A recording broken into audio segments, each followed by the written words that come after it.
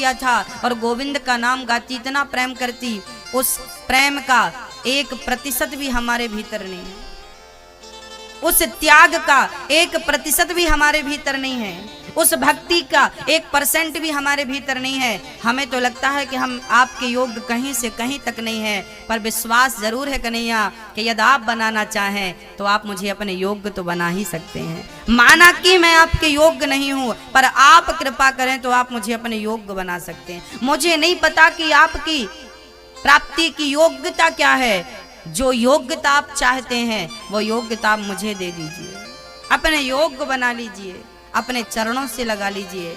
हे प्रभु, हम तो केवल प्रार्थना कर सकते हैं। हाँ, सूरदास जी महाराज एक बार गड्ढे में गिर गए, गड्ढे में गिरे, बहुत प्रयास किया पर गड्ढा बड़ा था, ऊपर चढ़ नहीं पाए, तो वहीं पर खरताल लेकर के और कीर्तन करने लगे, हरे कृष्ण कृष्ण कृष्ण हरे हरे, श्री कृष्ण का जाप करने लगे श्री सूरदास जी महाराज।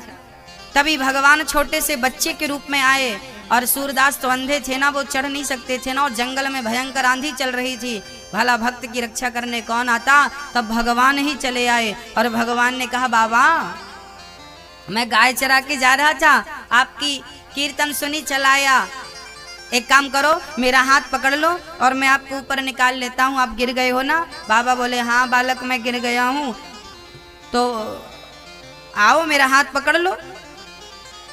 सूरदास जी ने कहा, बेटा मुझे नहीं पता कि तेरा हाथ कहाँ है, क्योंकि मैं तो अंधा हूं ना, मुझे नहीं पता कि तेरा हाथ किस दिशा में है, कहाँ है, पर तुझे तो पता है ना कि मेरा हाथ कहाँ है।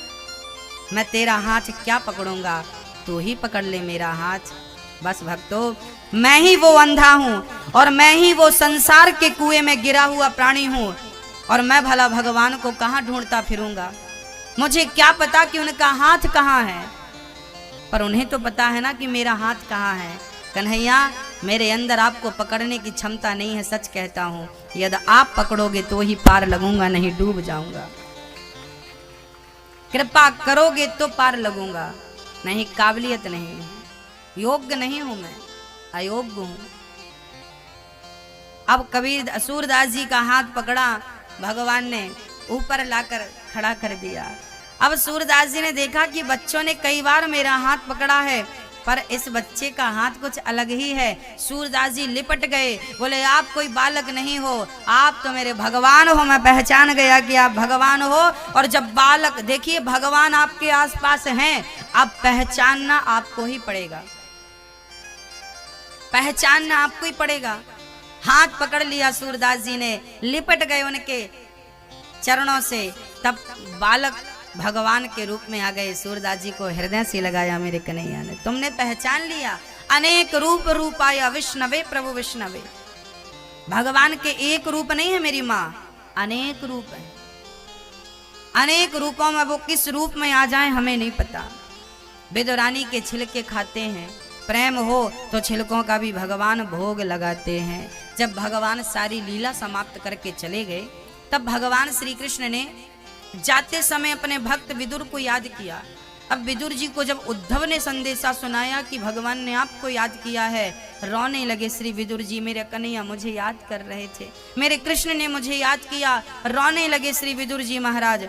और रोते रोते हरिद्वार में संत जी बैठे थे, जो भगवान के अंतिम ज्ञान को श्रवण किया था। श्री मैत्री जी के पास जाकर हाथ जोड़कर श्री विदुर जी ने प्रश्न कर दिया। विदुर जी ने कहा, सुखाय कर्माणि करोति लोको न तै सुखं वान्यदुपारवं वा विन्देत भूयस्ततैव दुःखं यदत्र युक्तं भगवान वदेन्नः।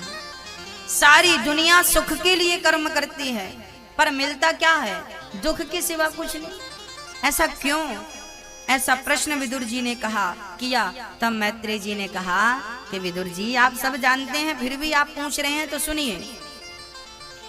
संसार में दुख इसलिए मिलता है क्योंकि संसार का नाम ही दुखालय है।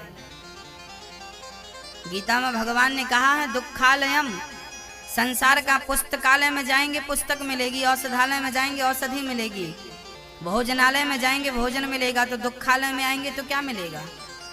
दुख ही मिलेगा। ये संसार का नाम ही दुखालय है मेरी माँ। यहाँ दुख के सिवा जीवन में कुछ नहीं मिलता। जब आपकी शादी नहीं हुई ना, लगता है शादी हो जाएगी तो बड़ा आनंद आएगा, बड़ी खुशी मिलेगी, बड़ा सुख मिलेगा। शादी हो गई, मिला सुख नहीं महाराज, जिम्मेदारी बढ़ गई। 4 साल हो गए शादी के, महाराज सुख मिला, महाराज बेटा मिल जाए तो सुख मिलेगा। अब बेटा मिल गया, अब सुखी हो महाराज, पढ़ता लिखता नहीं, नालायक है, अच्छा पढ़ लिख जाए, खड़ा हो जाए पांव पर तो सुखी हो जाएंगे। खड़ा हो गया, महाराज नौकरी नहीं मिल रही, मिल गई, अब सुखी हो महाराज, अच्छी सी बहू नहीं मिल रही है छोरा को, मिल गई, अब सुखी हो महाराज, बहू के बेटा नहीं हो रहा, अब सुखी हो महाराज, हो गया ठीक है, पर वो हमारा गांव से थोड़ा काम धाम से घर थोड़ा दूर है, किराए के घर पे है, घर बढ़िया सा बन जाए, पुराना घर है, हिसाब बन नहीं रहा, बढ़िया सा बन जाए तो सुखी घर बन गया, अब सुखी हो महाराज, एक गाड़ी और आ जाती। पूरी जिंदगी इच्छाओं की पूर्ति करते करते समाप्त हो गया जीवन। इच्छाएं हैं कि अभी पूरी नहीं हुई। आप बताइए, आप इतने लोग यहाँ बैठे हैं, बताइए आप में से किन किन की इच्छाएं पूरी हो चुकी हैं? हुई इच्छाएं? नहीं। जो करोड़पति है उनकी भी इच्छाएं शेष हैं, और जो भिखारी है उसकी भी इच्छाएं शेष हैं। तो करोड़पति भी इच्छाओं से दुखी है और भिखारी भी इच्छाओं से दुखी है। दोनों की हालत लगभग एक जैसी है कि नहीं? हमारे हिसाब से दोनों में कोई अंतर भी नहीं है। दोनों दुखी हैं, दोनों परेशान हैं। तो सुखी कौन है भाई? बोले चाहे गई चिंता मिटी, मनवावे परवाह, जिसको कछु नहीं चाहिए सो ही साहंसाह। इस संसार में सबसे अमीर वही है जिसे कुछ नहीं चाहिए। जिसे बहुत कुछ चाहिए वो इच्छाओं का गुलाम बना घूमता रहेगा और जीवन निकल जाएगा इच्छाओं की पूर्ति में। आप अपनी इच्छाओं का दमन कर दीजिए। अच्छा एक बात बताइए, आपको दाल बाटी खाने का मन होता है कि नहीं? होता है। मोतीचूर के लड्डू खाने का मन होता है कि नहीं? होता है। गुलाब जामुन रसगुल्ला खाने का मन होता है कि नहीं? होता है। आपको जलेबी खाने का मन होता है कि नहीं? होता है। अच्छा अब बताइए, आप में से किसी को आज तक लिट्टी और चोखा खाने का मन हुआ? लिट्टी और चोखा खाने का मन हुआ? नहीं। आप में से बहुत सारे लोग जानते ही नहीं होंगे लिट्टी चोखा क्या है। समझिए हम क्या समझाना चाह रहे हैं आपको। लिट्टी चोखा जो है ना, बिहार का प्रसिद्ध भोजन है। जैसे आपके यहाँ दाल बाटी, चूरमा, बापले, दाल बापले फेमस हैं, ऐसे बिहार में क्या खाते हैं? लिट्टी चोखा। अब मैं बिहार के लोगों से कहूं कि क्यों भाई दाल बापले खाने की इच्छा होती है, तो वो कहेंगे नहीं होती, हमने कभी खाया नहीं ना, इसलिए इच्छा नहीं होती क्योंकि उन्होंने कभी स्वाद नहीं चखा। आपकी लिट्टी चोखा खाने की इच्छा नहीं होती क्योंकि आपने कभी उसका स्वाद नहीं। एक बार जिसको खाएंगे उसको दूसरी बार खाने का मन जरूर करेगा। एक बार जिससे देखेंगे उसे दूसरी बार देखने का जी जरूर करेगा। इसलिए कहता हूं, एक बार यदि तुमने भोग लिया तो बार बार मन भोगों में जाएगा। एक बार संसार का सुख तुम्हें मिल गया तो बार बार मन वहीं जाएगा। और विश्वास से कहता हूं कि एक बार भगवान के भजन का आनंद सुख तुम्हें मिल गया, एक बार भक्ति का स्वाद तुम्हें लग गया तो बार बार मन भक्ति में जाएगा। अभी स्वाद भोगों का मिला है इसलिए मन खिंचा बार बार भोगों की तरफ जाता है। मन को जिस दिन एक बार भजन में स्वाद लगने लगेगा उस दिन मन खिंचा भक्ति की तरफ चलाएगा।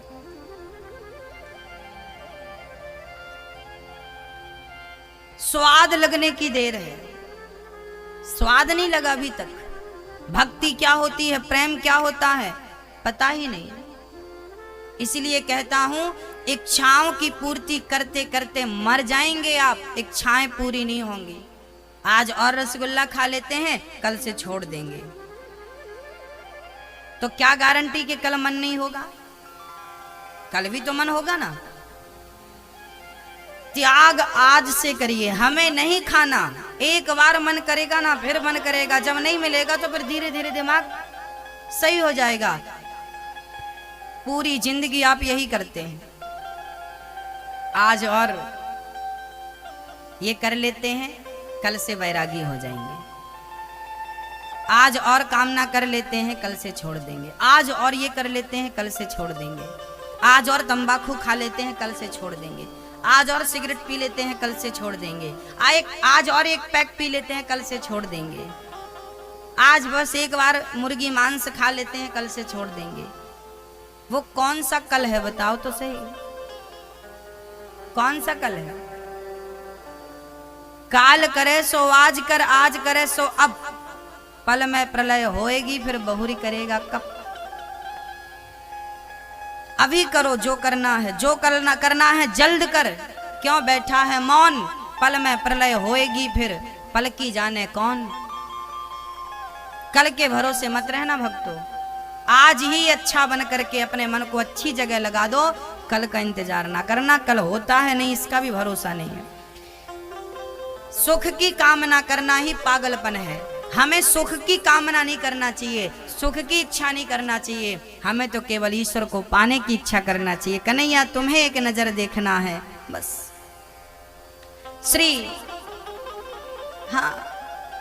श्री ब्रह्मा जी भगवान की सुंदर सी सृष्टि का वर्णन करते हैं।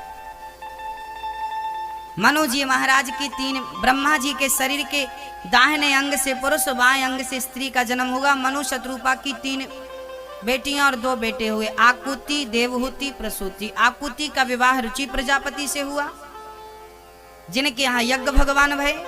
देवहूति का विवाह करदम जी से हुआ जिनके यहाँ कपिल भगवान भये। माँ देवहूति का हाथ करदम जी के हाथ में मनु जी ने दिया। करदम जी शादी के तुरंत बाद तप करने बैठ गए, तप करने में मस्त हो गए। 40 साल बाद उनकी समाधि खुली, देखा तो साथ में एक स्त्री बैठी थी। करदम जी ने कहा देवी आप कौन है? महाराज मैं आपकी पत्नी हूँ। हा आप मेरी पत्नी हैं, आपने इतना बड़ा त्याग किया, मैं आपकी सेवा और त्याग से प्रसन्न हूँ, बोलो क्या चाहती हो? देवहूति ने कहा कि बस एक पुत्र की कामना है बस। करदम जी ने कहा इस कुंड में डुबकी लगाओ। एक बिंदु सरोवर में डुबकी लगाई तो सुंदर सा तन प्राप्त हो गया और सुंदर सा शरीर पाकर के आपने सुंदर सा विमान बनाया। करदम जी और देवहूति उस विमान पर बैठ के रमण करने लगे। उनके 9 बेटियां भई श्री करदम जी की। कला, अनुसुईया, श्रद्धा, हविर्भू, गति, क्रिया, ये 9 ऐसी 9 बेटियां भई। अनुसुईया जी इन्हीं की बेटी है माँ देवहूति की। अरुंधति भी वशिष्ठ जी की। अरुंधति कौन है? राम की गुरु माता। राम के गुरु कौन थे? वशिष्ठ जी। वशिष्ठ जी की पत्नी अरुंधति, तो ये गुरु माता। तो राम की गुरु माता जो है ये करदम जी की बेटी हैं। अरुंधति इनकी बेटी है, देवहूति और करदम की। करदम जी महाराज कहते हैं देवी 9 बेटियां हो गईं, 9 बेटियों का हमने विवाह भी कर दिया, वो अपने अपने घर चली गईं, अब हमें आज्ञा दो हम भगवत भजन के लिए निकले। करदम जी की बेटी हुई, शादी हुई और वो अपने कर्म से जब निवृत्त हो गए तो घर परिवार को छोड़कर जाने का मन बना लिया। मैया जी पीछे आवाज आ रही है ना, आप मेरी माँ को आ रही है तो हाथ उठाओ। अच्छा जी, दादाजी आपको आ रही है तो हाथ उठाओ। ठीक आ रही है, बढ़िया, अच्छी आ रही है आवाज, कम तो नहीं आ रही है। चलो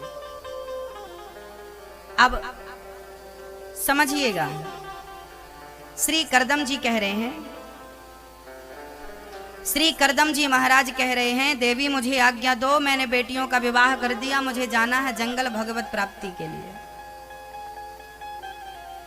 देवहूति ने कहा प्रभु आप चले जाएंगे, मेरा सहारा कौन बनेगा, एक पुत्र तो मुझे दीजिए। ठीक है, करदम जी रुक गए। एक पुत्र हुआ, नाम रखा कपिल। कपिल भगवान के जन्म होते ही करदम जी जंगल की ओर चले गए। अब यहाँ मैं आप लोगों से एक निवेदन हाथ जोड़कर करूंगा, दादाजी और मेरी मैया जी,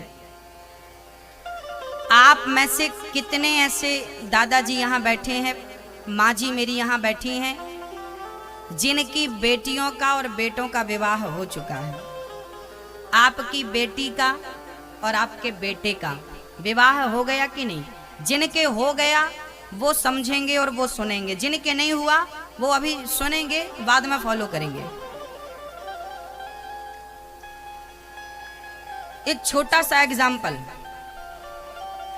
आपकी बेटी का विवाह हो चुका, आपके बेटे का विवाह हो चुका, बेटा भी सेटल है, बेटी भी अपने घर सुखी है, आपका बेटा भी 2 पैसे कमाता है, घर परिवार चलाने लगा, समझदार हो गया, बेटा भी काम पे लग गया, बिटिया भी सुखी है, सबकी शादी विवाह कर दिया। अब आपका क्या काम बचा घर पे? सारे कामों से निवृत्त हो गए कि नहीं?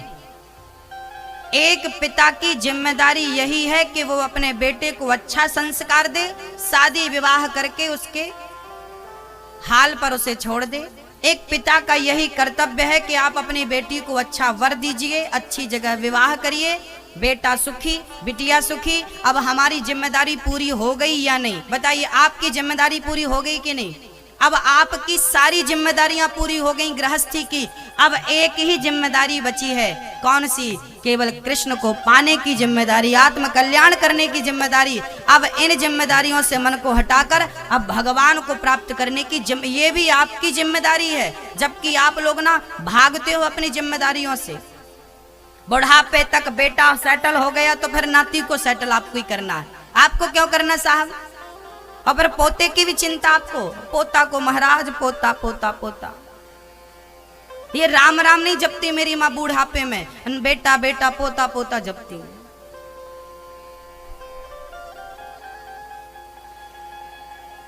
हटाओ मन को अपने। आपकी जिम्मेदारी अब एक ही जिम्मेदारी शेष रही है, केवल कन्हैया को प्राप्त करना।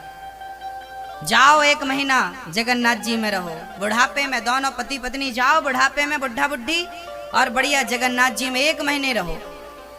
1 महीने जगन्नाथ जी का दर्शन करो, भात खाओ, प्रसाद खाओ, उसके बाद सीधे द्वारिका चले जाओ, फिर वहां से रामेश्वरम चले जाओ, वहां से बद्रीनाथ चले जाओ।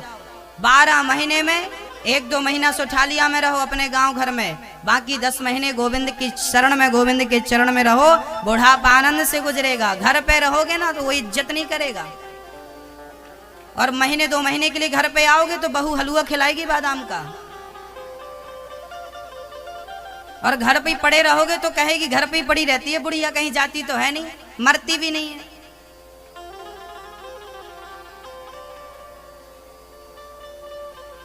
आप खुद अपनी मौत बिगाड़ रहे हैं, हम क्या करें? आप खुद अपने पांव में कुल्हाड़ी। ये 4 धाम क्यों बनाए थे हमारे पूर्वजों ने?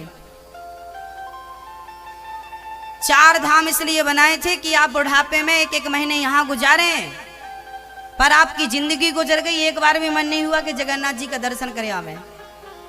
जो गए हैं जगन्नाथ जी मैं उनको प्रणाम करता हूं, और जो नहीं गए मैं उनसे निवेदन करूंगा कि अपने बुढ़ापे में मरने के पहले एक बार जगन्नाथ जी का दर्शन जरूर करिएगा।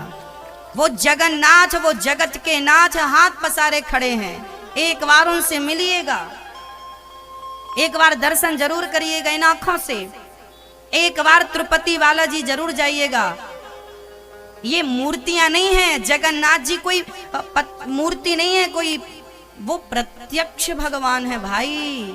वो भगवान स्वयं खड़े इस युग में। आप कहेंगे महाराज जी मूर्ति है, तो फिर आप मत जाइए। आपको मूर्ति नजर आ रही हो तो आपका कोई इलाज नहीं कर सकता। रावण के सामने भगवान खड़े थे, पर वो उन्हें नहीं समझ पाया। तो तुम्हें पत्थर में पत्थर नजर आ रहा है तो आश्चर्य क्या करें हम। ये श्रद्धा का सब्जेक्ट है, मैं फिर निवेदन करूंगा। वो प्रत्यक्ष भगवान है, त्रिपति बालाजी प्रत्यक्ष भगवान नारायण यही है। जब मर के जाओगे तो स्वर्ग बैकुंठ में जो तुम्हें भगवान मिलेंगे ऐसे ही मिलेंगे, यही रूप है उनका। द्वारिकाधीश जी कोई पत्थर के नहीं, प्रत्यक्ष भगवान है।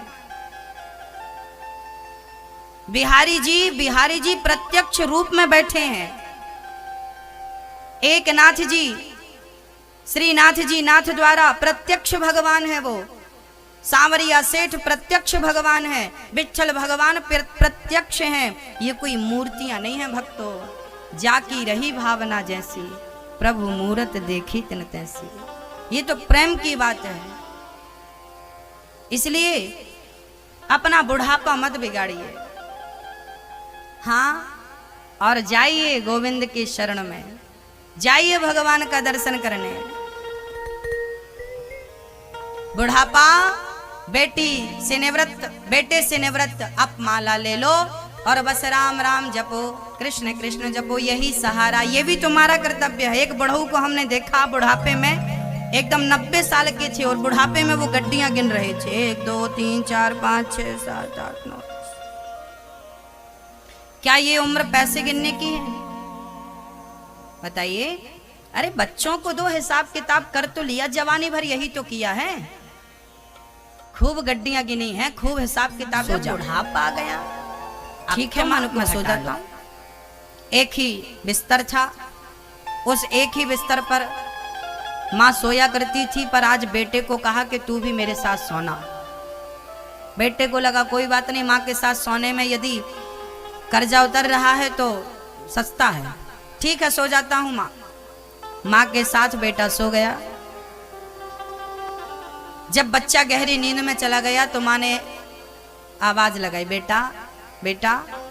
क्या है माँ? बेटा बड़ी प्यास लगी है, जरा गिलास पर पानी ला दे। अभी लाता। गया, बढ़िया पानी लेके आया। माँ ने पिया, आधी गिलास पानी पिया, आधी गिलास बिस्तर पे रखा। ठोकर लगी, वो बिस्तर पे पानी गिर गया। आधी गिलास पिया, आधी गिलास बिस्तर पे गिर गया। बेटे ने, माँ ये क्या किया, बिस्तर गीला कर दिया। ओहो बेटा सॉरी, कोई बात नहीं सो जा। बेटा सो गया। 1 घंटे बाद माँ ने फिर आवाज लगाई, बेटा। क्या है माँ? बड़ी प्यास लगी है बेटा। अच्छा अभी लाता हूं। पानी लाया और दे दिया। माँ ने आधा गिलास पिया, फिर वो आधा गिलास रखा तो गिर गया। फिर बिस्तर, अब जहां सूखा था बेटा वहीं सो रहा था, वहां भी गीला कर दिया। अब बड़ा गुस्सा, माँ क्या कर रही हो, बिस्तर गीला कर रही हो, बार बार नींद अच्छी आ रही थी और आप। कोई बात नहीं बेटा। बेटे को लगा ठीक है आज रात की तो बात है, सो गया। पर गीला था बिस्तर, बार बार करवट ले रहा था। मौसम भी जरा ठंडा था, ऊपर से तो रजाई थी पर अंदर तो बड़ा गीला था। 1-1.5 घंटे बाद माँ ने फिर बोला, बेटा। क्या है माँ? बड़ी प्यास लगी है बेटा, पानी पिला दे। ओहो माँ कितना पानी पिएगी? लाया पानी, माँ को फिर पानी दिया। अब की बार माँ ने पानी पिया और फिर गिरा दिया। अब तो आग बबूला, माँ पूरा बिस्तर तूने गीला, अब सौंग कहाँ मैं? चिल्लाने लगा, माँ की ओर बढ़ने लगा, लाल लाल आंखें करके माँ की तरफ दौड़ने लगा। माँ ने कहा, बेटा एक ही रात में तू परेशान हो गया, एक ही रात में तू इतना दुखी हो गया? ऐसी कितनी रातें मैंने गीले बिस्तर पर गुजारी हैं।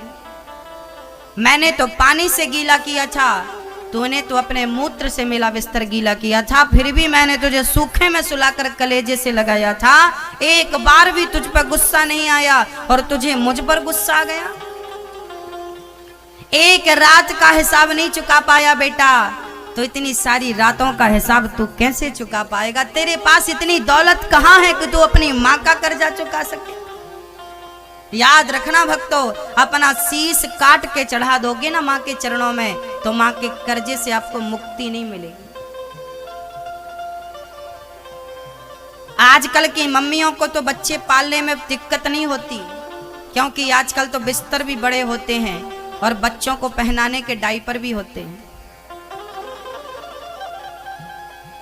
उन्हें कब बिस्तर गीला करना होता है, रात भर के लिए मम्मी पहना के सो जाती है कि चलो तुम सवेरे ही देखेंगी अब तुमको। पर उस जमाने में जब डायपर नहीं चलते थे, उस जमाने में जब माँ अपने बच्चे को लंगोटी पहनाती थी और वो लंगोटी एक बार गीली होती थी तो उसे बदलना ही पड़ता था माँ को। 10 बार बाथरूम करता था बच्चा तो 10 बार उठती थी और बच्चे को सूखे में सुलाती थी, उसकी लंगोटी बदलती थी और अपने आप को गीले में। बिस्तर भी छोटे हुआ करते थे। आज तो बेड बड़ा होता है ना, 6 बाई 6 का होता है। पहले बिस्तर भी छोटा होता था, 10 बार बाथरूम करता था तो बिस्तर लगभग पूरा गीला हो जाता था माँ का। उसी पर वो सोती थी और बच्चे को सूखे पे सुलाती थी। 10 बार जागती थी, पूरा दिन सास का काम, पति का काम, ससुर का काम, घर के झाड़ू पोंछे बर्तन सारा काम करती थी और रात भर बच्चे के लिए जागती थी। ना दिन में सोती थी ना रात में सोती थी। किस प्रकार आपकी माँ ने आपको पाला है, शायद आपको इस बात का एहसास नहीं होगा। उस माँ को जब आप आंख दिखाते हैं ना, तूने क्या किया मेरे लिए, तो ये कहने के पहले आप मर जाते तो अच्छा था।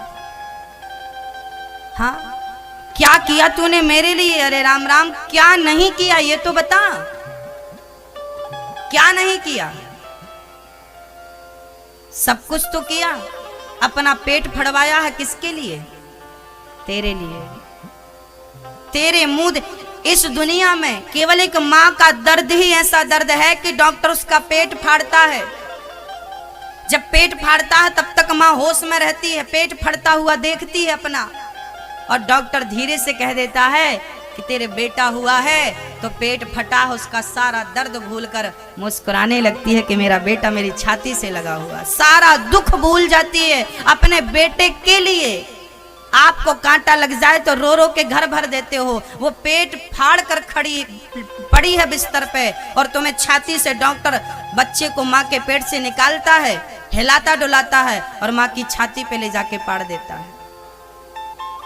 तुम्हें अपनी छाती पे पड़ा हुआ देखकर वो इतना खुश होती है कि सारा दुख दर्द 9 महीने जो कष्ट उठाया था, प्रसव की पीड़ा का कष्ट तुम क्या जानो। यहाँ जितने पुरुष बैठे हैं, तुम्हें एक ट्रेन में 2 बच्चे खेल रहे थे, 2-3 बच्चे खेल रहे थे, तभी एक बच्चे ने धोखे से मारा तो दूसरे बच्चे को जोर से चोट लग गई। पास में एक बूढ़ी अम्मा बैठी थी, दौड़ कर आई, बेटे का हाथ पकड़ा, बेटा तुझे कहीं चोट तो नहीं लगी? उस नौजवान बच्चे ने कहा, माँ हम मर्द हैं और मर्द को कभी दर्द नहीं होता, हमें छोटी मोटी चोटें नहीं लगती। तब उस बूढ़ी माँ ने जवाब दिया, बेटा तुम मर्द हो पर तुम जैसे मर्दों को पैदा करने में हम माँओं को बड़ा दर्द होता है। तुम्हें भले दर्द ना होता हो पर तुम मर्दों को पैदा करने में उस माँ को बड़ा दर्द हुआ था। उस माँ ने दर्द सहा है तब तुम मर्द बने हो, और मर्द होकर भी उसका दर्द नहीं समझ पाए तो धिक्कार है ऐसे पुत्रों पर। उस माँ की ममता को नहीं समझ पाए, उस माँ के प्रेम को नहीं समझ पाए। अरे तुमसे चाहती, तुम्हारी धन दौलत थोड़ी मांगती है, 2 रोटी मांगती है, गिलास भर पानी मांगती है, वो भी महंगा पड़ रहा है तुम्हें। किस लिए पैदा हुए हो? अपनी माँ का दुख दूर नहीं कर पाए, कौन उम्मीद करेगा तुमसे?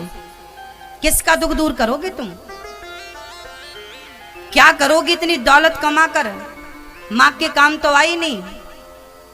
भर लो तिजोरियां, हिसाब दे ना पाओगे जब मेरा कन्हैया हिसाब मांगेगा। हाँ, गिड़गिड़ाओगे, रोओगे। कहते हैं किस्मत वाले को माँ मिलती है। यहाँ जिनकी माँ जिंदा है वो अमीर हैं, जिनकी माँ मर गई है ना, उन्हें याद आती है कि मेरी माँ ऐसी थी ऐसी।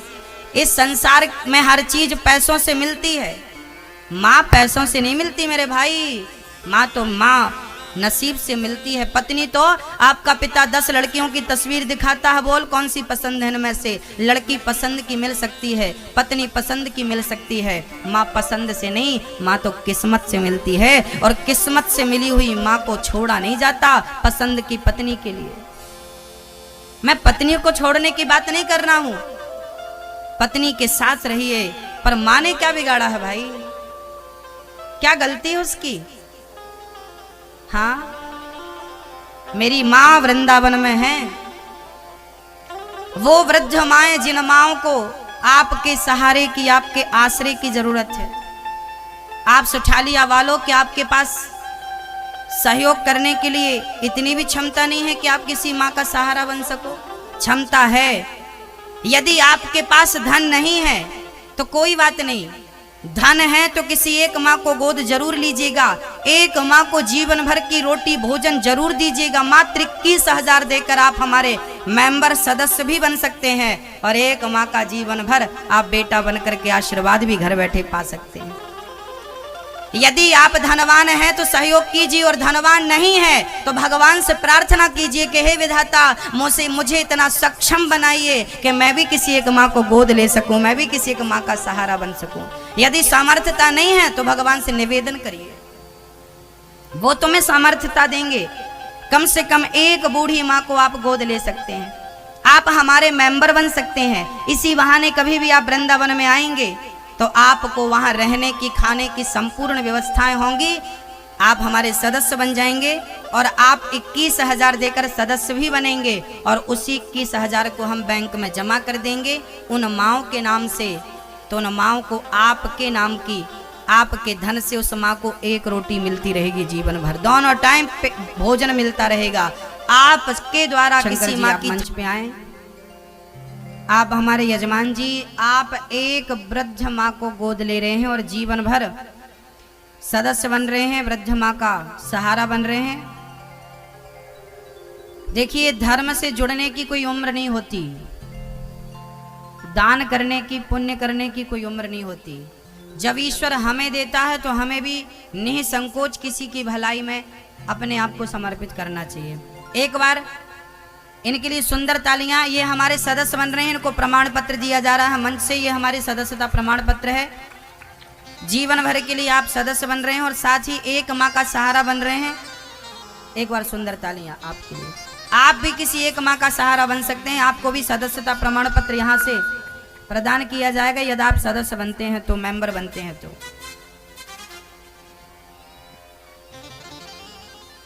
भक्तों,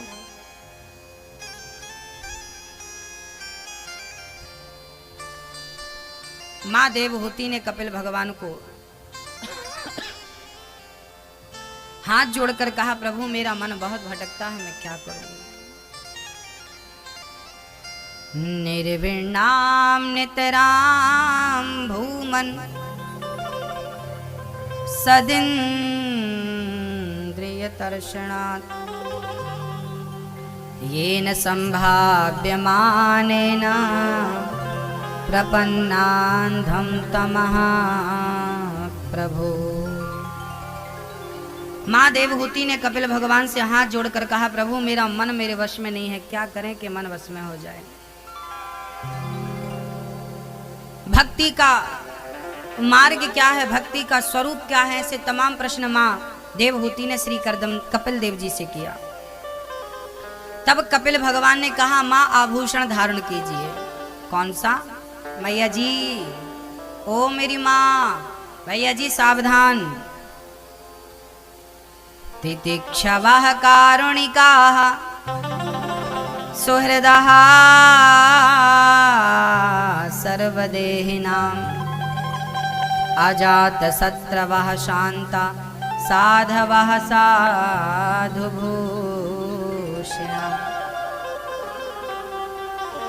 तितिक्षवः कारुणिका, सहनशील हमें बनना चाहिए, सहनशीलता।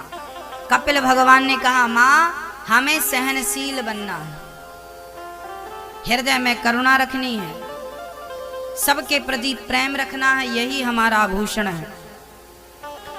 माँ देवहूति ने कहा भक्ति का स्वरूप क्या है? तब कपिल देव जी ने कहा माँ प्रेम ही भक्ति का स्वरूप है। प्रेम ही भक्ति है, सेवा ही भक्ति है। कपिल भगवान ने गर्भ में बच्चे की पूरी बात बताई कि जब पिता के द्वारा माँ गर्भवती होती है तो पहले महीने में बच्चे का सिर बनता है, दूसरे महीने में हाथ पांव निकलते हैं, तीसरे महीने में स्त्री पुरुष के चिन्ह आदि उत्पन्न होते हैं। श्री कपिल भगवान कहते हैं माँ जब बालक माँ के पेट में बड़ा कष्ट पाता है तो भगवान से हाथ जोड़कर निवेदन करता है। जब आप और हम माँ के पेट में थे ना तो हमने बड़ी प्रार्थना की थी भगवान से कि हे प्रभु हमें इस कष्ट से, इस दर्द से बचाइए। हमने बहुत निवेदन किया था। भगवान ने कहा था ठीक है मैं तुझे बाहर करता हूँ, पर हम थे कि फिर अंदर आ गए। भगवान ने हमें माँ के गर्भ से बाहर किया, पर हम फिर ऐसा कर्म करते हैं कि माँ के गर्भ में फिर चले जाते हैं। जन्मत मरत दुसह दुख होई, जन्म और मृत्यु के समय बड़ा दुख होता है। कपिल भगवान ने माँ देवहूति को इतनी बढ़िया कथा, इतने प्रेम से ज्ञान दिया कि माँ हमें सहनशील बनना है, करुणा रखना है, सदा भगवान की कथाएं मन को वश में करना हो तो कथाओं का श्रवण हमें नित्य करना होगा, कीर्तन हमें नित्य करना होगा। ये सारी चर्चाएं कह रहे थे कि उस प्रेम से इतनी प्रभावित हुई माँ कि सिद्धा नाम की नदी बनकर बह गई। कपिल देव जी ने आचमन किया, सीधे गंगा सागर चले गए। बाकी तीर्थ बार बार गंगा सागर एक बार। मनु जी महाराज की तीसरी पुत्री का नाम था प्रसूति, जिनका विवाह दक्ष प्रजापति से हुआ। दक्ष की छोटी बेटी का नाम था सती। अब चर्चा बड़ी अद्भुत है, इसलिए आपको सावधान होकर इस चर्चा का आनंद लेना चाहिए। हाँ मैया जी नींद तो नहीं आ रही है? आए तो बताना, लोरी सुनाते हैं हम आपको बड़े ध्यान से। दादाजी आप लोग भी जरा ध्यान से सुनिए। ये बहुत सारे पुरुष चले गए, क्या रोटी बनानी है? हाँ। ऐसा तो नहीं मैया ने काम दे रखा 7 दिन तुमको ही बनाना है। हाँ।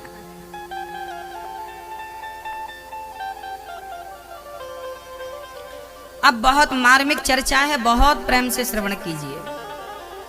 करदम जी महाराज की सबसे छोटी बेटी श्री दक्ष की सबसे छोटी बेटी का नाम था सती। सती का विवाह भगवान शिव से हुआ। एक बार भगवान शिव का अपमान किया था दक्ष प्रजापति ने। कैसे अपमान किया? एक बार दक्ष ने भरी सभा में शंकर जी का अपमान कर दिया। दक्ष जी आए तो सबने खड़े होकर उनका अभिवादन किया, पर ब्रह्मा विष्णु महेश खड़े नहीं भये तो टूट पड़ा। इसे क्यों बुला लिया? ना इसे उठने का ज्ञान, ना बैठने का ज्ञान, ना खाने का ज्ञान, ना पीने का ज्ञान, इसे क्यों बुलाया? भरी सभा में गालियों पर गालियां जो बरसाई भगवान शंकर पर दक्ष ने। धन्य थे भगवान शंकर के, चुपचाप गालियां सहते रहे, कोई प्रत्युत्तर नहीं। अच्छा आपको कोई गाली दे तो आपको बोलना चाहिए। आप कहते महाराज हमें गाली दे दी तो हम भी देंगे, तो गाली दे दो, हिसाब बराबर। क्या होता है इससे, गाली देने से? अच्छा मैया एक बात बताओ, ओ मैया, ओ मेरी माँ, कहाँ ध्यान है? आपको किसी ने गधा कहा, माना कि किसी ने आपको कहा गधा, तुम गधे हो, तो क्या आप गधे हो? बन गए गधे? नहीं, आप गधे नहीं हो ना। गधे के 4 पांव होते हैं, उसका मुंह अलग होता है। आपका मुंह तो गधे से मैच नहीं कर रहा है ना? आपको किसी ने गधा कहा तो आपको बुरा लगता, हमें गधा कहा। हमें जब किसी ने आपको गधा कहा तब तक आप गधे नहीं थे, पर आप गधा तब बन गए जब आपने स्वीकार कर लिया, हमें गधा कहा, हमें। अब आप गधे हो, अब गधे हो गए, अब मान लिया ना आपने हम गधे हैं। यही तो गधों के लक्षण है। क्यों मानते हैं आप? आपने देखा होगा मोबाइल पे एक ऐप चलता है, फेसबुक चलता है। अधिकांश लोग फेसबुक चलाते हैं। फेसबुक में एक सिस्टम होता है, आप किसी को रिक्वेस्ट भेजेंगे ना, फ्रेंड रिक्वेस्ट, या आपको आएगी, तो वहां दो ऑप्शन होते हैं, या तो आप एक्सेप्ट करिए या तो कैंसिल कर दीजिए, होता ना। ऐसे ही जब आपको कोई गाली दे तो आपको अच्छी लगे तो एक्सेप्ट कर लीजिए, अच्छी नहीं लग रही तो कैंसिल करिए ना, भाई तेरी गाली तुझे मुबारक, तेरा गधा तुझे मुबारक। हमें क्यों बोलता गधा, तू गधा है, तेरा गधा तू रख। आप क्यों माथा पच्ची कर रहे हैं अपने, आप स्वीकार क्यों करते हैं, एक्सेप्ट क्यों करते हैं। तू गधा, तेरा बाप गधा, तेरा खानदान गधा, गधा तुझे अच्छा लग रहा, तू गधा। भाई हमें क्यों गधा बोल रहा है, हम तो गधे जैसे नहीं, इंसान जैसे हैं। गधा किसी के कहने से कोई हो नहीं जाता, आप बुरा मान लेते हैं तब गधा बन जाते हैं। कोई ने आपको एक गाली दी, आपने दो दे दी, इससे क्या होगा। आपके पांव में कीचड़ लग जाए तो क्या कीचड़ को आप कीचड़ से साफ कर सकते हैं, बताइए दादाजी, ओ दादाजी। क्या कीचड़ लग जाए तो क्या कीचड़ को कीचड़ से साफ किया जा सकता है, नहीं। कीचड़ को साफ करने के लिए शुद्ध जल चाहिए, निर्मल जल चाहिए। ऐसे ही जब आप पर कोई कीचड़ उछालता है, आपको कोई गाली देता है, आपका कोई अपमान करता है, तो आप अपनी शुद्धता से उस कीचड़ को धुलिए, ना कि आप भी उस पर कीचड़ उलीचना शुरू कर दीजिए। ये तो कोई बात नहीं हुई ना कि आपने हमें कीचड़ डाला तो हमने भी डाल दिया, कोई बात हुई क्या। फिर तो बात ऐसी है कि कुत्ते ने आपको काटा तो आप भी काट लो, हिसाब बराबर। कैसा होता है, कुत्ते ने आपको काटा तो क्या आप कुत्ते को काटते हैं, नहीं काटते ना, इंजेक्शन लगवाते हैं, अपना इलाज कराते हैं। भाई कुत्ता पागल था, आप थोड़ी पागल हो। लोग कहते हैं ना पागल कुत्ते ने काटा है, भाई कुत्ता पागल था, आप तो होशियार हो, समझदार हो, और आपने भी यदि काट दिया कुत्ते को तो पागल कौन, हाँ यहाँ पागल कौन होगा, फिर कुत्ता पागल होगा कि आदमी पागल होगा। इसलिए पागल मत बनिए, गाली के बदले गाली नहीं, क्षमा बड़न को चाहिए, छोटन कूत पात, का हरि को घट गयो जो भृगु मारी लात।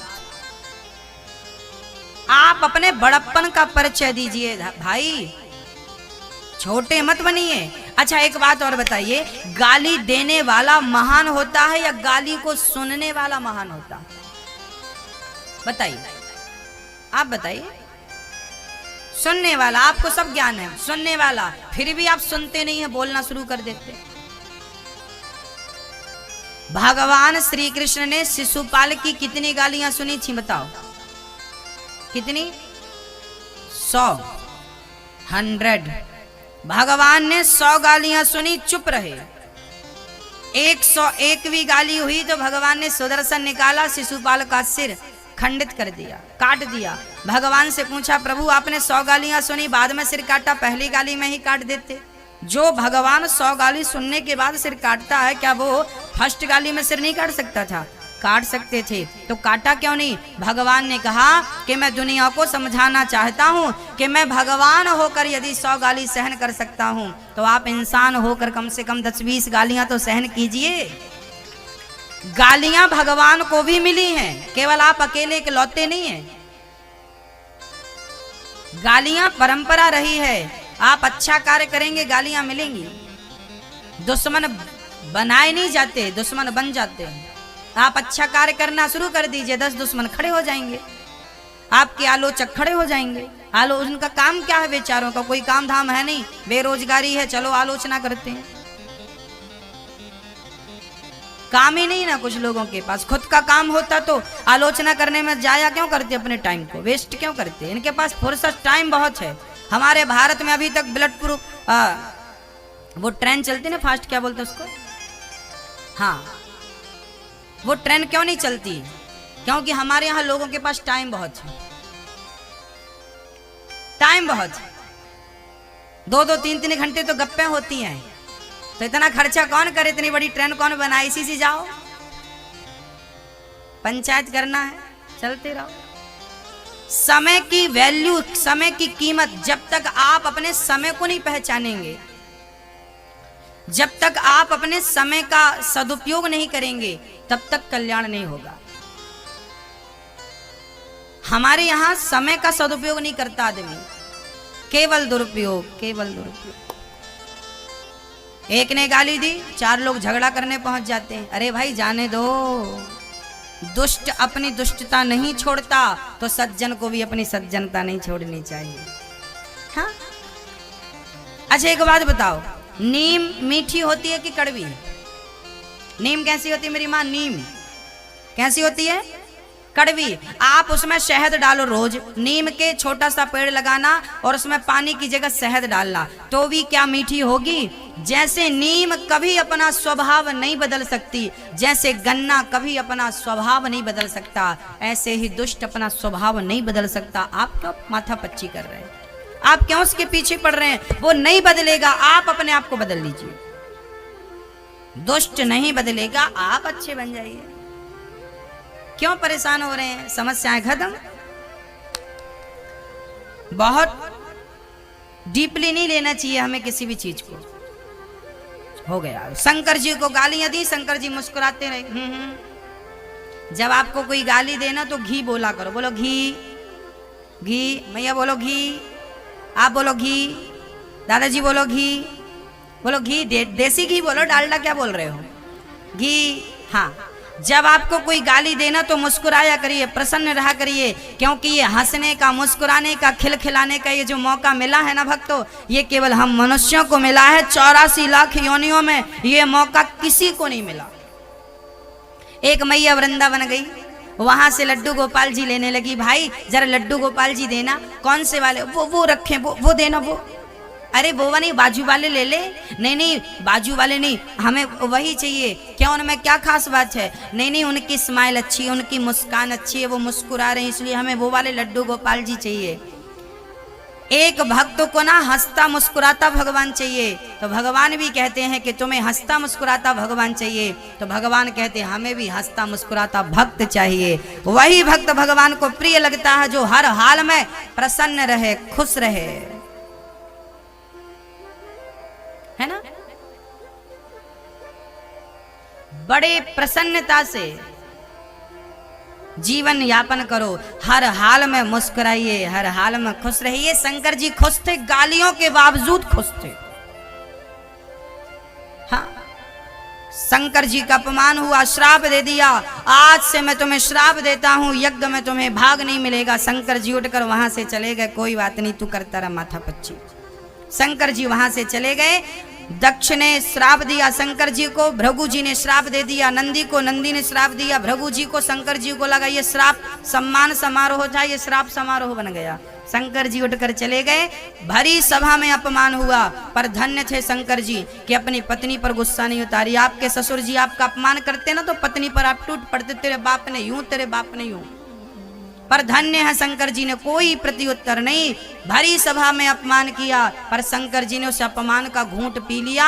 इसलिए तो उन्हें उनका गला, जहर पिया था ना तो नीला पड़ गया था, कंठ में ही जहर को, विष को धारण कर लिया था। इसलिए वो शंकर जी हैं कर्पूर गौरम करुणावतारम, संसार सारम भुजगेंद्र हारम, सदा वसंतम हृदयारविंदे भवम भवानी सहितम नमामि। करुणा के अवतार हैं। इतना अपमान सहने के बाद भी शंकर जी को गुस्सा नहीं आया, इसलिए तो वो भगवान है ना भक्तों। आप भी सहन करिए, महान बन जाएंगे। जो सहन करता है ना मेरी माँ, वो खुश रहता। एक मंदिर में ना 2 पत्थर आपस में बात कर रहे थे। एक जंगल में एक मूर्तिकार निकला तो वहां पर एक बढ़िया सा पत्थर देखा तो पत्थर को उठाया और पत्थर की कटिंग करने लगा, छिलाई, और बढ़िया सी मूर्ति बनाना चाहा, पर वो छैनी की चोट से ना वो मूर्ति टूट गई। कोई बात नहीं, आगे चले तो एक पत्थर और मिला, उसे लगा इसकी मूर्ति बन जाएगी। उसने छैनी निकाली, हथौड़ी निकाली, बढ़िया सा मूर्ति का आकार दिया, बढ़िया सी मूर्ति तैयार हो गई। गांव पे गए तो गांव के लोगों ने मंदिर बनाकर मूर्ति लेने ही जा रहे थे, तो सज्जन बोले कि हम अभी मूर्ति बना के आए हैं, पसंद आए तो ले आओ। गांव वालों ने देखा तो मूर्ति बड़ी अच्छी थी, लाकर रख दिया।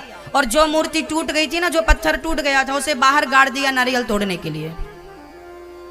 एक पत्थर पर नारियल तोड़े जा रहे थे, एक पत्थर पर मत्था टेका जा रहा था, जल चढ़ाया जा रहा था, उसे नमन किया जा रहा था। तो अंदर के पत्थर ने बाहर के पत्थर से कहा, यार पत्थर तू भी है, पत्थर मैं भी हूँ, तुझे सब लोग माथा टेकते हैं, दूध चढ़ाते हैं, हाथ जोड़ते हैं और मेरे ऊपर नारियल तोड़ तोड़ के चले जाते हैं, जबकि तू भी पत्थर मैं भी पत्थर हूँ। तब उस मूर्तिकार, उस मूर्ति ने, उस पत्थर ने कहा, जिस पत्थर की मूर्ति बनी थी उस पत्थर ने कहा कि जिस मूर्तिकार ने तुझे मूर्ति बनाने के लिए उठाया था, तू छेनी की चोट खाया और 2-4 चोट में ही टूट गया, तू चोट को सहन नहीं कर पाया, इसलिए तेरे ऊपर नारियल तोड़े जाते हैं। और मैं उस छेनी और हथौड़े की चोट सहता गया, आज भगवान बन करके बैठा हूँ। पत्थर भी वही पत्थर भगवान बनता है जो छेनी और हथौड़े की चोट सहता है। जो नहीं सहता वो मंदिर के बाहर बिछाया जाता है, कहीं नारियल तोड़ने में तो कहीं फर्श में बिछा दिया जाता है। जो पत्थर चोट खाकर टूट गया वो कंकड़ बन गया, और जो पत्थर चोट सह गया वो शंकर बन गया। पत्थर भी भगवान तब बनता है जब सहन करता है, तो आप सहेंगे तो रहेंगे। आप कहते हैं साहब आजकल ना लोगों की सहनशीलता समाप्त हो चुकी है, कम हो गई है। पहले के जमाने में बड़ी सहनशीलता हुआ करती थी, है ना। पिता देखता था कि बेटा कुछ गलत कर रहा तो जूता निकाल कर बच्चे को मारता था और जूते की बरसात होती थी। और आजकल मम्मी एक थप्पड़ मार दे बच्चे को तो बच्चा धमकी देता हूं भाग जाऊंगा घर से।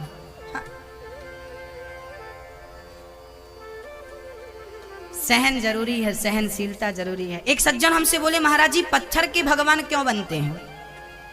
हमने कहा जब भगवान बनते हैं ना तो भगवान की आंख में छेनी चलती है, भगवान के गालों में छेनी चलती है। जिनके गालों में छेनी चल रही हो, जिनकी होंठों पे छेनी चल रही हो, जिनकी आंखों में छेनी चल रही हो, उसके बावजूद भी वो मुस्कुरा रहा हो, इसलिए तो वो भगवान बन जाता है। आप इतनी चोट खाकर मुस्कुराएं तो मैं आपको भी भगवान का दर्जा दे दूंगा,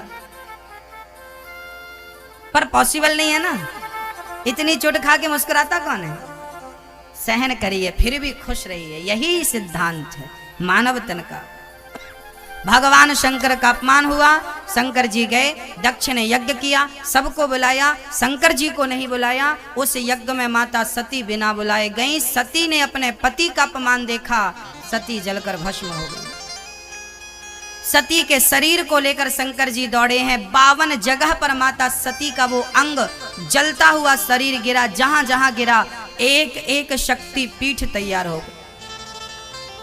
51 शक्ति पीठ भारत में रह गई, एक बंटवारे के टाइम पाकिस्तान चली गई। वही सती मां अगले जन्म में पार्वती के रूप में प्रकट भई और बरऊं शंभु न तो रहूं कुमारी, शंकर जी को पाने के लिए अखंड तप किया और माता पार्वती का भगवान शिव से विवाह संपन्न हुआ। बोलिए शंकर भगवान की जय। भगवान शंकर का एक भक्त था, वो भगवान शंकर की पूजा करता था, पास में बैठी माता पार्वती की पूजा नहीं करता था।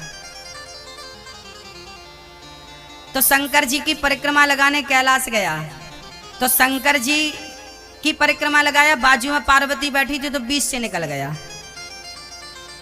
तो पार्वती और खिसक के आ गई, शंकर जी के पास चिपक गई। अब तू जा। तो उस भगत ने चींटी का रूप बना लिया और चींटी बनकर के शंकर जी के किनारे से कहीं जगह पाके निकल गए, परिक्रमा लगा ली। अब शंकर जी को लगा कहीं ये शक्ति का अनादर करके कहीं इसका पतन ना हो जाए।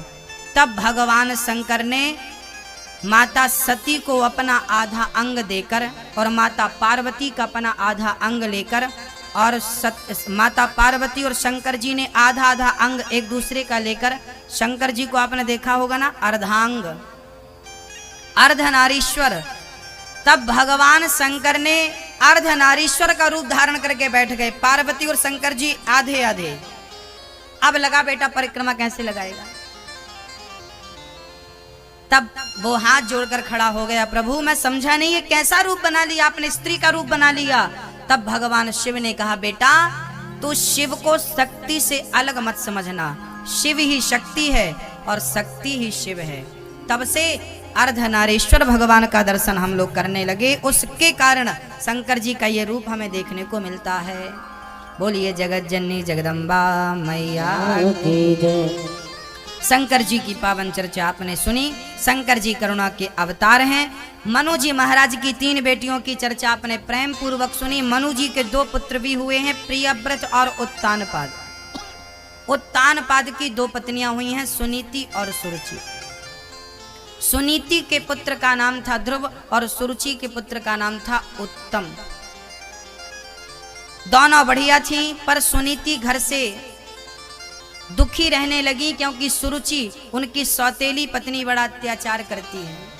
उत्तानपाद की पत्नी बड़ा अत्याचार करती है। चल मेरे घर से निकल जा। सुनीति का हाथ पकड़कर एक दिन सुरुचि ने निकाल दिया, तो इस घर में रहने के योग्य नहीं है, चल।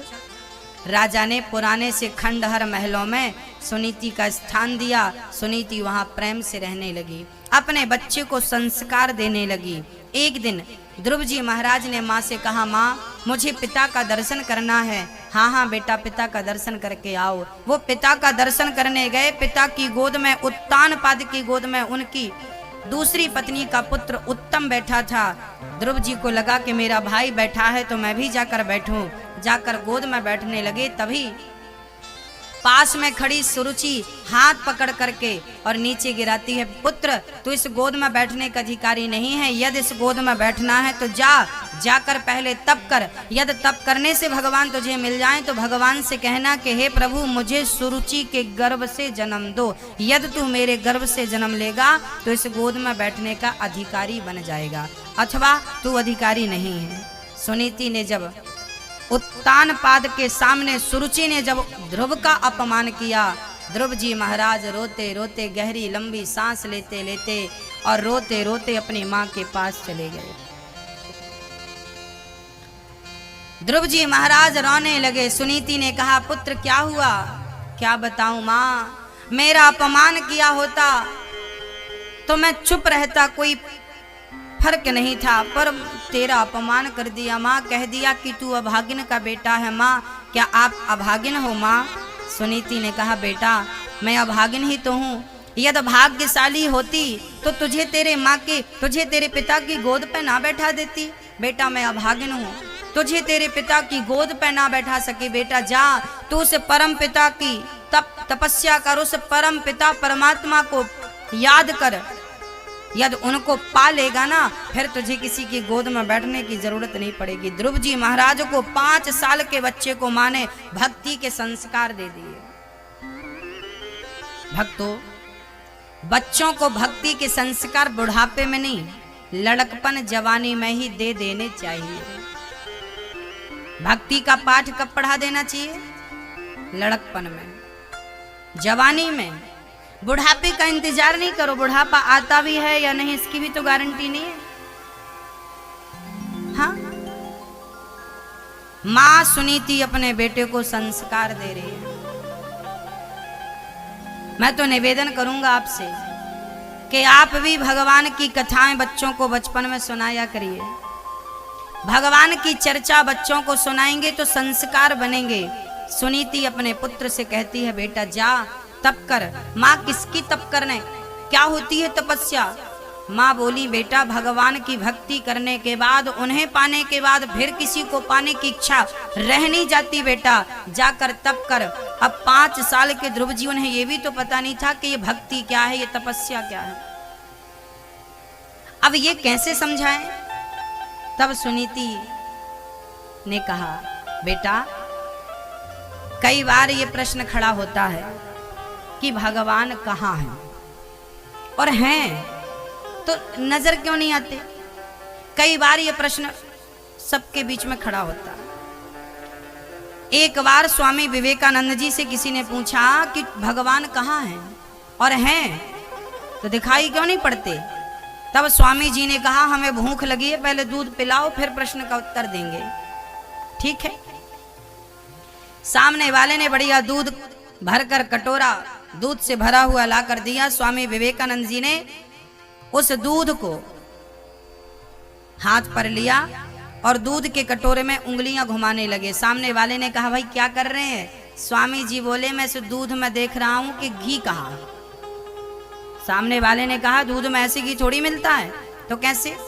बोले दूध में घी देखना हो तो पहले दही बनाओ, मंथन करो, फिर मिलेगा।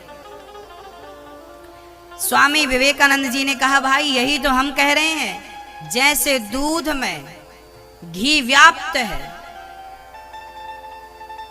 ऐसे ही कण कण में भगवान है। दूसरा प्रश्न, दूध में घी है दिखाई नहीं पड़ता, दिखाई कब पड़ता है? जब मंथन किया जाए।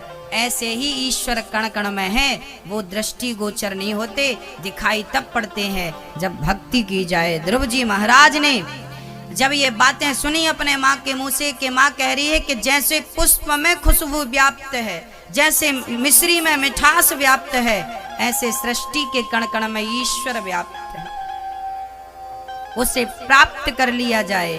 ध्रुव जी महाराज घर से निकल पड़े भगवान को पाने के लिए। रास्ते में पिता को खबर लगी कि मेरा बेटा बचपन से ही भगवान को पाने की जिद पे अड़ा है। ध्रुव जी महाराज जा रहे हैं, उत्तान पा दौड़ पड़े, बेटा अभी भक्ति करने मत जाओ, मेरा आधा राज्य तुम ले लो, जंगल में जाओगे शेर खा जाएगा, लोग क्या कहेंगे हमें कि बेटे को मार डाला। ध्रुव जी महाराज समझ गए कि जिस पिता ने अभी हमें गोद पर नहीं बिठाया, वही पिता अब हमें आधा राज्य देने को तैयार हो गया। यही तो थी भक्ति के संकल्प का चमत्कार, यही तो था। अभी ध्रुव जी ने भगवान को पाया नहीं, केवल पाने का मन बनाया है और मन बनाकर चले तो क्या हुआ? जो पिता भी गोद पर नहीं बिठाल रहा था, वही पिता अब तो ध्रुव जी को सिंहासन पर बिठालने को तैयार हुआ। अभी भगवान को पाया नहीं, केवल पाने का मन बनाया है, और ये स्थिति उत्पन्न हो गई। आप सभी लोगों से निवेदन है शांति से बैठ जाएं। आरती जब होगी तभी आपको खड़े होना है, बीच में खड़े होकर डिस्टर्ब नहीं करना। हाँ, सब लोग बैठ जाइए। जिनको देर हो रही है आप बस आरती करेंगे थोड़ी देर में, और सभी लोग बैठ जाएं, बीच में खड़े ना हो, हमें अच्छा लगेगा। श्री ध्रुव जी महाराज अपने पिता से कहते हैं, पिताजी अब हमें आपका ना धन चाहिए ना सिंहासन चाहिए, अब हम चले। ध्रुव जी जब चले तो रास्ते में नारद जी मिल गए। नारद जी ने कहा, पुत्र कहाँ जा रहे हो? ध्रुव जी ने कहा, भगवान की भक्ति करने जा रहे हैं। अरे ये उम्र भक्ति करने की छोड़ी है, अरे बढ़िया खेलने की खाने की है। ध्रुव जी ने कहा, भगवान से मिलना है, मिलने का कोई उपाय हो तो बता दो, नहीं तो आप हमें ज्ञान मत दो। ध्रुव जी महाराज नारद जी से कहते हैं कि ईश्वर की प्राप्ति का कोई मंत्र हो तो बताओ। तब नारद जी ने 12 मंत्र दे दिया। ओम नमो भगवते वासुदेवाय, ओम नमो भगवते वासुदेवाय, ओम नमो भगवते वासुदेव। सभी लोग बोलिए एक बार, ओम नमो भगवते वासुदेवाय। बोलिए एक बार, ओम नमो भगवते वासुदेवाय। नारद जी ने इस मंत्र को दिया, ध्रुव जी ने इस मंत्र में विश्वास रखा, मधुवन चले गए, मथुरा के तट पर, यमुना के तट पर, और इस मंत्र का जाप करने लगे व्रत के साथ। व्रत कौन सा? आज से मैं व्रत लेता हूं कि भगवान को प्राप्त किए बिना वापस नहीं जाऊंगा। ये व्रत श्री ध्रुव जी महाराज ने लिया। व्रत कैसा होना चाहिए मेरी माँ? कैसा व्रत होना चाहिए? आप लोग भी व्रत लेती हो ना भैया? आप लोग भी व्रत रखते कि नहीं? कौन सा व्रत? आप लोगों का जिस दिन व्रत रहता ना, आप लोग खाते कुछ नहीं है, पर रबड़ी मिल जाए छोड़ते भी नहीं है। रोटी नहीं खाएंगे पर साबूदाना की खिचड़ी छोड़ेंगे भी नहीं। ये व्रत है आजकल। व्रत की परिभाषाएं ये नहीं है। व्रत का अर्थ ये नहीं है कि आप रोटी ना खाएं, सब्जी ना खाएं, दाल ना खाएं, पर खिचड़ी के लिए टूट पड़े। व्रत का अर्थ ये नहीं कि तुम दिन भर पगुराती रहो। अच्छा, जिस दिन व्रत होता है उस दिन आदमी ज्यादा खाता है, आप नोटिस करके देख लीजिएगा, ज्यादा खाता है उस दिन और ज्यादा खर्चा कराता है घर में। सामान्य दिनों में 20 रुपए का खाता होगा तो उस दिन 40 रुपए का खाएगा। ये व्रत है आजकल। व्रत का अर्थ रोटी का त्याग नहीं, व्रत का अर्थ दाल चावल सब्जी रोटी का त्याग नहीं, व्रत का अर्थ होता है संकल्प। आज से मैं व्रत लेता हूं कि मैं कभी असत्य नहीं बोलूंगा, यही व्रत है। आज से मैं व्रत लेता हूं कि मैं कभी किसी का दिल नहीं दुखाऊंगा, ये व्रत है। आज से मैं व्रत लेता हूं कि सदा अपने माँ बाप की सेवा करूंगा, ये व्रत है। आज से मैं कभी क्रोध नहीं करूंगा, अहंकार नहीं करूंगा, ये व्रत है। रोटी तो छोड़ देनी, रोटी छोड़ देना सरल है भक्तों। आप एकादशी के दिन रोटी नहीं खाते, आपके व्रत के दिन आप रोटी नहीं खाते, रोटी छोड़ देते हैं। रोटी छोड़ देना सरल है, बहुत कठिन नहीं है भक्तों। लेकिन अहंकार छोड़ देना, क्रोध छोड़ देना, लोभ छोड़ देना, मैं आपसे निवेदन करूंगा कि आपका जिस दिन व्रत हो उस दिन रोटी खाना, पर अहंकार को, क्रोध को, लोभ को त्याग देना। यदि इनको त्याग दिया और रोटी खाते रहे तो भगवान जरूर मिलेंगे। पर आपने रोटी नहीं खाई पर क्रोध नहीं छोड़ा। एक मैया, गुरुजी मैं लहसुन नहीं खाती, मैं प्याज भी नहीं खाती। अच्छा है, नहीं खाती, नहीं खाना चाहिए, पर पड़ोसन के घर बैठ के अपनी बहू की 1 घंटा बुराई करती है। लहसुन छोड़ देना सरल है, प्याज छोड़ देना सरल है, पर निंदा चुगली छोड़ देना बड़ा कठिन है। ये नहीं छूटता, बाकी सब छूट जाता। रोटी कोई बड़ी बात नहीं है, बहुत बड़ी बात नहीं है। छोड़ना है, अंदर की बुराइयों का त्याग करिए। आज एकादशी है, माना कि आज एकादशी है तो आज हमें व्रत तो रखना चाहिए। एकादशी में भोजन नहीं, अन्न नहीं खाना चाहिए, पर साथ में एक व्रत में कम से कम एक बुराई का त्याग तो करो। एक बुराई, हमारे अंदर कितनी सारी बुराइयां हैं। काम क्रोध मद लोभ सब नाथ नरक के पंथ, ये 4 चीजों को नरक का द्वार बताया है। क्या क्या गोस्वामी जी से पूछते हैं। काम, क्रोध, लोभ, मोह। काम क्रोध मद अहंकार, काम क्रोध मद लोभ, ये 4 चीजें जो है ना, काम वासना, पराई नारी का संग, पराये पुरुष की दृष्टि, पराये पुरुष को देखना, ये सब नरक का द्वार है। चरित्र से बिगड़ोगे तो सीधे नरक के द्वार पे पहुंच जाओगे। काम क्रोध, ये जो गुस्सा आता ना आपको, ये नरक का द्वार है। कहते हैं कामी क्रोधी लालची इनसों भक्ति न होए। यदि आपको गुस्सा आता है, आप कहते हैं कि हम भगवान के भक्त हैं, और दूसरी तरफ आपको बात बात में गुस्सा आता है, यदि आप भक्त हैं तो आपको गुस्सा नहीं आएगा, और आपको गुस्सा आता है तो आप भक्त नहीं।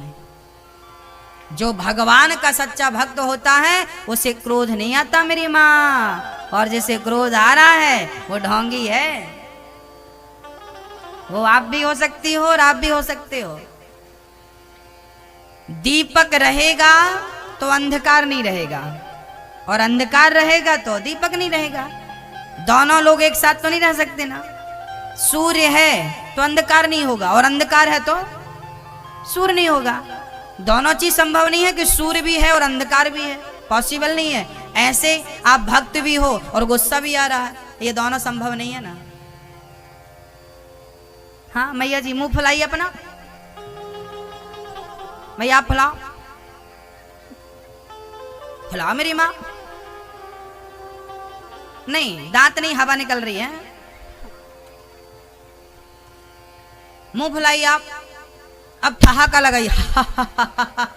अब ये दोनों काम एक समय में करके दिखाइए।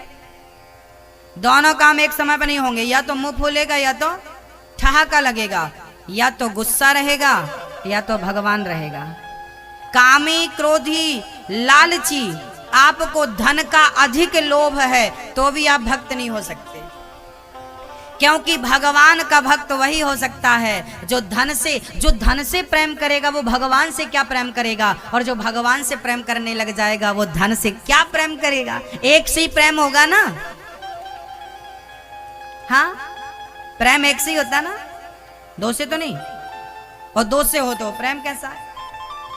तो कामी क्रोधी लालची इनसों भक्ति न होए, और भक्ति करे कोई सूरमा जाति वर्ण कुल खोए। ये भक्ति है भक्तों। हाँ तो काम क्रोध मद लोभ सब नाथ नरक के पंथ, ये नरक के द्वार हैं, इनसे बचिए। व्रत में छोड़ना है तो काम को, क्रोध को, लोभ को, मोह को, अहंकार को, निंदा को, चुगली को छोड़िए। हाँ लहसुन प्याज छोड़ देना सरल है, निंदा नहीं छूटी, छोड़ दीजिए। ध्रुव जी महाराज यमुना के तट पर खड़े होकर और ओम नमो भगवते वासुदेवाय का जाप करने लगे। जाप इतने प्रेम से ध्रुव जी ने किया, इतने भाव से किया कि 1 माह में 3 दिन में एक बार वो उठते और खा पी करके फिर बैठ जाते। 6वां महीना आया, पांव के अंगूठे के बल खड़े होकर और नाम जपने लगे। भक्तों नाम जप जरूरी है, काम करते रहो और नाम जपते रहो। कोशिश करिए कि नाम ना छूटे, यदि नाम छूट गया तो काम बनेगा नहीं। काम बराबर करिए पर नाम के संग करिए, है ना जी। नाम आवश्यक है। ध्रुव जी महाराज नाम जपने लगे, ओम नमो भगवते वासुदेवाय, ओम नमो भगवते वासुदेवाय, ओम नमो भगवते वासुदेव। पांव के अंगूठे के बल खड़े होकर अपने आप को तपाया, इंद्रासन हिल गई। इंद्र दौड़कर भगवान के चरणों में गिर पड़े, प्रभु भगत को दर्शन दो। भगवान बोले ऐसे भगत को मैं दर्शन दूंगा नहीं, ऐसे भक्त का मैं स्वयं दर्शन करूंगा। और दर्शन करने भगवान प्रकट हो गए। बोलिए भक्त वत्सल भगवान की। ध्रुव जी की आंखें खुली तो जो छवि मन मंदिर में बसा रखी थी गोविंद की, आज वही दर्शन सामने हुआ। कपोलों पर स्पर्श शंख का कराया। ध्रुव जी महाराज ने भगवान की स्तुति की। योऽन्तः प्रविश्य मम वाचमिमां प्रसुप्तां संजीवयत्यखिल शक्तिधरः स्वधाम्नः अन्यस्तहस्तचरणश्रवणत्वगादीन् प्राणान् नमो भगवते पुरुषाय तुभ्यम्। हे प्रभु योऽन्तः प्रविश्य, ध्रुव जी कहते हैं हे प्रभु मेरे अंतःकरण में प्रविश्य मतलब प्रवेश कर जाए। योऽन्तः प्रविश्य मम वाचमिमां प्रसुप्तां, मेरी वाणी आपका गुणगान गाती रहे, मेरे कर्ण आपकी कथा श्रवण करते रहे, यही वरदान मुझे देकर अनुग्रहित कीजिए। भगवान ने कहा ध्रुव तुम्हें और क्या चाहिए। ध्रुव ने कहा कि भगवान ने दर्शन देने का बोला था, उसके बाद आपसे मांगना क्या ये भगवान ने नहीं बताया, तो क्या मांगना है। ध्रुव जी बोले कोई कामना नहीं, कोई लालसा नहीं, कोई इच्छा नहीं। अच्छा कुछ नहीं चाहिए ना, हमें कुछ नहीं चाहिए।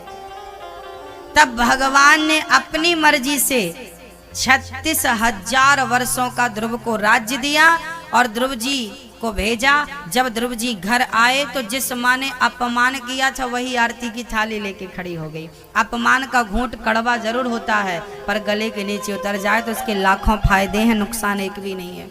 जब कोई आपका अपमान करे तो आप भी उसका अपमान मत करिए, बल्कि ऐसा समय लाकर खड़ा करिए कि अपमान करने वाला आपका सम्मान करने को तरस जाए। यही अपमान का बदला होता है। ध्रुव जी ने बदला ऐसे लिया और राज्य स्वीकार किया, राजा बने, राज्य किया। एक दिन उनके भाई यक्षों को, उनके भाई को यक्षों ने मार दिया। ध्रुव जी ने यक्षों को मारकर हिसाब बराबर किया। कुबेर जी ने आकर उन्हें समझाया, मनु जी ने ज्ञान दिया। ध्रुव जी महाराज आखिरी समय पे जब 36,000 वर्षों का राज्य काल पूरा हुआ तो मृत्यु के सिर पे पांव रख के ध्रुव जी महाराज भगवान के निज धाम को जाने लगे। माँ आगे आगे, ध्रुव जी पीछे पीछे जाने लगे। बोलिए भक्त वत्सल भगवान की। ध्रुव जी महाराज का कल्याण हुआ। ध्रुव चरित्र पावन चरित्र हम लोगों ने सुना। ध्रुव जी के वंश में पृथु भगवान हुए, जिन्होंने पृथ्वी का दोहन किया है, 10,000 कानों की याचना की है। प्राचीन वरही का सुंदर सा उपाख्यान है। उत्तानपाद के बाद प्रियव्रत का वंश में आपको कल सुनाऊंगा। कल जड़ भरत की चर्चा होगी। हम शरीर हैं या आत्मा हैं, इसका उल्लेख इस पर प्रकाश कल के सत्र पे डाला जाएगा। कथा 2 बजे से लेकर 5 बजे तक रोज हो रही है। आप अपने पड़ोसियों को, रिश्तेदारों को सूचना दें कि आप सभी कथा पे आएं, सबको लाएं। जो टीवी से जुड़े हैं, टीवी पर देख रहे हैं, आप भी अपने पड़ोसियों को, रिश्तेदारों को कहें कि आप भी टीवी पर 2 से 5 कल कथा आएगी, परसों भी आएगी, रोज आएगी। ये कथा रोज आएगी अभी 8 तारीख तक। इसके बाद 10 तारीख से फिर कथा स्टार्ट हो जाएगी। कहाँ? मुरादाबाद में। जो मुरादाबाद क्षेत्र के भक्त हैं, मुरादाबाद, अभी 10 दिसंबर से मुरादाबाद में कथा है। उसके बाद 17 दिसंबर से रीवा के पास हनुमना में कथा है, वो टीवी पर आएगी, साधना चैनल पर। उसके बाद 25 दिसंबर से इंदौर में कथा है। उसके बाद 1 जनवरी से जयपुर में कथा है। उसके बाद 9 जनवरी से छत्तीसगढ़ दंतेवाड़ा में कथा है। उसके बाद 16 जनवरी से शुकतवा होशंगाबाद में कथा है।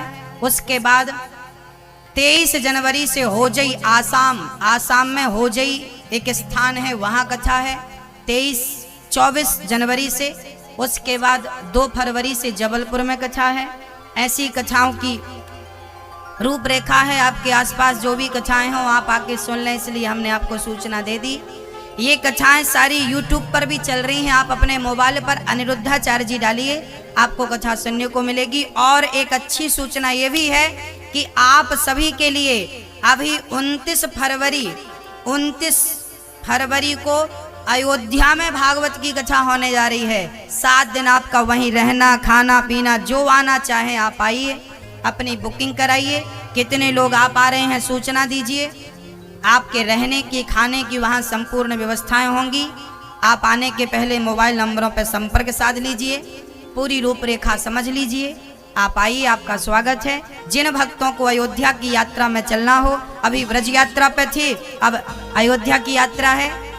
सारे संतों का दर्शन, वहाँ पर जो तपस्वी संत बैठे हैं उनका दर्शन, हनुमानगढ़ी का दर्शन, राम जन्मभूमि का दर्शन, कनक बिहारी जी का दर्शन, प्रेम से 7 दिन की कथा में सारा दर्शन कराया जाएगा। आप जिनको अवध की यात्रा में चलना है आप चल सकते हैं। बोलिए भक्त वत्सल भगवान की जय। आइए वामन भगवान का पावन दर्शन करते हैं। कल राम जन्म और कृष्ण जन्म की पावन चर्चा सुनेंगे। बोलिए भक्त वत्सल भगवान की जय। सभी लोग एक बार अपने सोना चांदी का ख्याल रखिएगा। सभी लोग अपनी जगह पर खड़े हो जाइए। वामन भगवान का दर्शन करते हैं और मस्ती से झूमते हैं। हो मीठे रस से भरियोड़ी राधा